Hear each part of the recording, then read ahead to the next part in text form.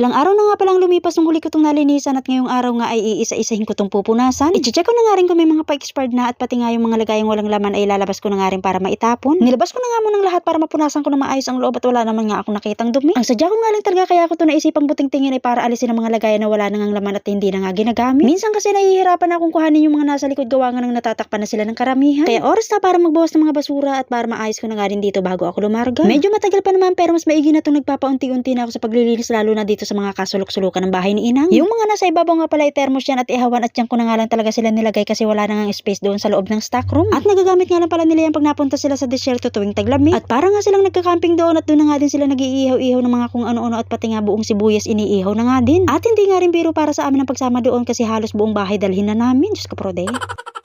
At tuwing summer naman sa dagat naman sila nagpupunta at nagrerenta nga lang sila ng bahay malapit sa dagat na parang private resort. Tsali kong tawagin dito at naalala ko nga dati pag pumupunta kami doon gabi palang nag-iimpake na ako ng mga dadalhin. Tulad ng mga kumot, unan, bedsheet at mga punda. At syempre hindi nga rin makakalimutan yung mga disposable na gamit at mga grocery kahit 3 days and 2 nights nga lang kami doon. Diyos ko po yung dala-dala namin parang pang isang buwan na.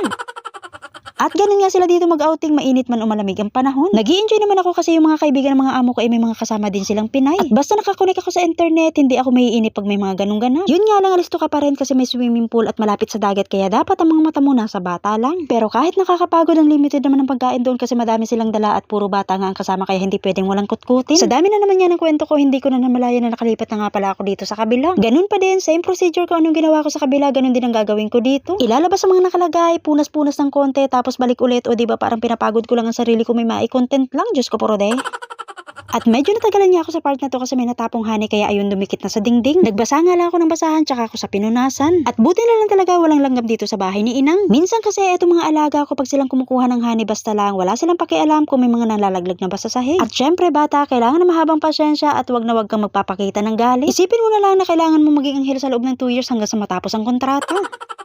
Syempre, tao lang din naman tayo, hindi tayo perfecto. Minsan talaga hindi natin maiwasang magalit, mainis, pero dapat kontrolado. Lalo na't yung mga kasama natin dito, hindi naman natin kaano-ano. Kaya dapat marunong tayong makisama at lumugar saan man tayo mapunta. At aaminin ko, hindi man ako nakapagtapos ng pag-aaral, naturuan naman ako ng mga magulang kong rumispeto sa mga nakakatanda at mas bata sa akin. O siya, ititigil ko na nga muna ang aking pagsiseryoso kasi parang hindi bagay.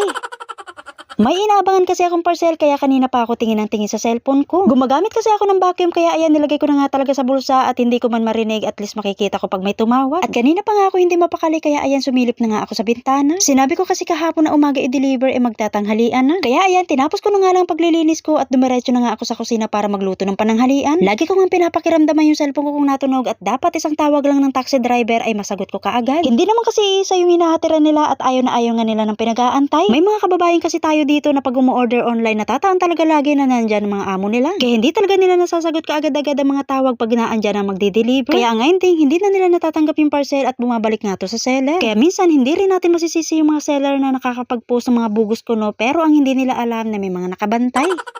At ang ginagawa ko nga para hindi ako patago umorder, gabi palang kinakausap ko na si Inang at sinasabi ko sa kanya na ganitong oras may parating akong parcel. Wala namang problema sa mga amo natin basta lagi tayong magpapaalam at wag na wag tayong magtatago ng sekreto. Tsaka para hindi ka kabahan, dapat lagi kang magpapaalam pag umorder ka online. Hihingi tayo lagi ng permiso nila kung payag ba or hindi. May mga kababayan kasi talaga tayo dito na hindi sila pinapayagan ng mga amo nila umorder sa labas. At yun ang mga among sobrang higpit at parang walang tiwala sa mga kasama nila. Pag ano naman ang ugali ng mga amo natin, wag na nating ipilit para wala ng problema. Eto na nga palang laman ng parcel at puro damit lang naman to ng anak ko. Sa Shein ko nga pala to in order at ang dami kasing nakasale kaya ayan na pa-check out ako. Diyos ko prode. At bago ko nga pala pinaalis si kuya kanina, itiningnan ko nga muna yung loob ng plastic para siguradong tama yung dumating na order. O siya mga manay hanggang dito na lang muna. Salamat po lagi sa panonood nyo. See you po sa next video. Bye!